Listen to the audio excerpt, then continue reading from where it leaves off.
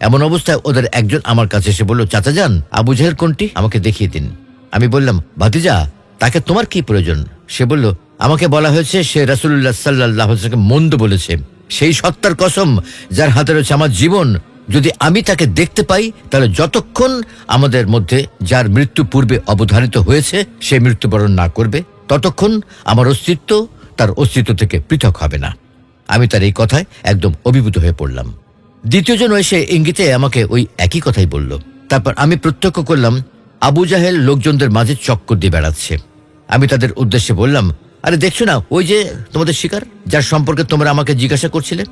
এই কথা শোনা মাত্র তারা উভয়ে তরবারে নিয়ে বাজ পাখির ন্যায় ক্ষিপ্র গতিতে তার উপর ঝাঁপিয়ে পড়ল এবং সজোরে আঘাত এনে সেই কুখ্যাত নরাধমকে হত্যা করে রাসূলুল্লাহ সাল্লাল্লাহু আলাইহি ওয়াসাল্লামের নিকট প্রত্যাবর্তন করল।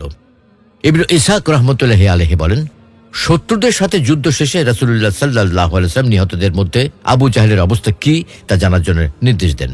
সর্বপ্রথম যিনি আবু জাহেলকে দেখতে পান তিনি ছিলেন বনু সালামা গোত্রের মুয়াজ ইবনে আমর ইবনে জামুহ।